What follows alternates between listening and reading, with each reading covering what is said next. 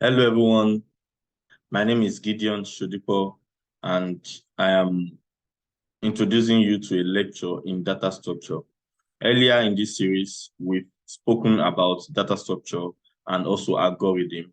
And then at this junction, we've splitted the course into two parts, the part for data structure and also the part for algorithm. So in this section, we are zooming in into data structure, and then we are diving deep into how to implement some common data structures. So if you take the word data and structure, then you can visualize it to understand that a data structure is something that gives structure to your data.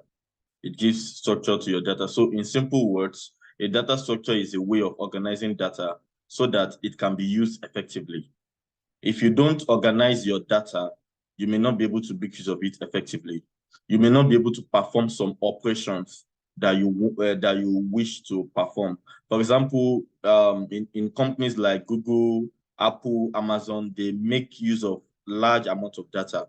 So they need to really understand how to structurally organize their data so that it can be effectively used and it can be effectively queried. And then we have series of operation that we perform on data, on data, like we said in the introductory video. So this just like a recap.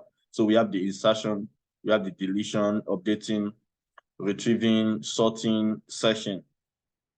So if by any chance someone asks you about what is data structure, then you can give them a simple definition that data structure is a way to organize your data in such a manner that it enables efficient access as well as modification.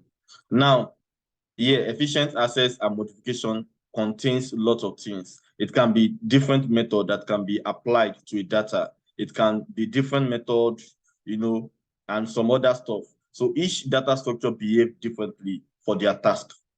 Yeah, each data structure behave differently for their tasks. So now you might be thinking, what are these type of data structures? So data structures are of two types. We have the primitive data structures and we have the non-primitive data structure. The primitive data structures are very common. You might have come across them before. We have the integer, we have the float, we have the character, we have the pointers. Then we have the non-primitive. Now, these primitive data structures are built into every programming language. They are built in. So you just have to declare your variable to accommodate the type of data you want to save in it. So then, of course, we have the non-primitive, and they are divided into two. We have the linear, and then we have the non-linear.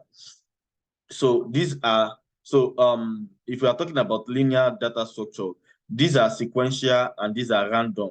So linear data structure are array, stack, queue, linked list, and there will be few other. So non-linear data structures are graph and trees, and then we are going to cover all this throughout the course. So now you might be thinking that why need different type of data structure? I can work along with array or list itself. I don't need stack, I don't need queue, I don't need linked list, graph, or trees. But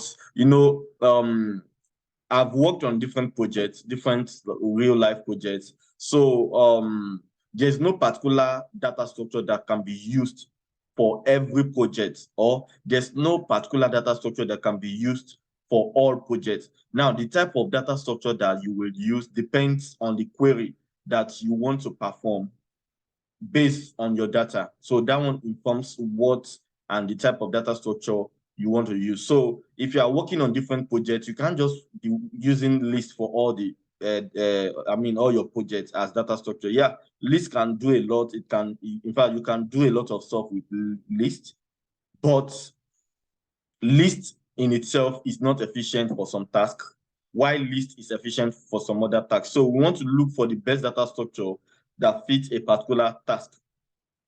And therefore, for example, why retrieving value in an array, linked list is better. But why deleting value? If you are deleting, why retrieving value from an array is better than linked list when you are retrieving value from, if you are trying to retrieve value, array is better than linked list. But if you are deleting, linked list is better and more efficient Now, what I mean by better is that it's faster, it's cost effective, and then it's simple. So if you are retrieving, yeah, array is better. But if you are deleting, linked list is better. So we have different data structure that suit different kind of tasks. So if you are retrieving most of the time in your application, then you want to consider making use of array. But if you are deleting, you are updating and you are deleting most of the time, then you want to consider making use of linked list so as to make your application or your software more effective. And that's why we need different data structure for different tasks. So for example, now you have a dictionary, for example, and then in the dictionary, you want to look up for some words. You want to, look up for some words. Maybe now there's a series of steps for you to actually take to be able to look up for some words. And those steps actually involves different tasks. For example, you want to get the index, you want to see the word I'm looking for. Does it start from letter A? Then you want to, go to A. Then from there, you want to take some other steps. So this tells us about different tasks and different way we work in data structure. So we are going to look at different data structures and different algorithm and different data structures in this lesson. And I implore you to get along and sit back to be able to benefit maximally from these lessons. Thank you, and God bless you.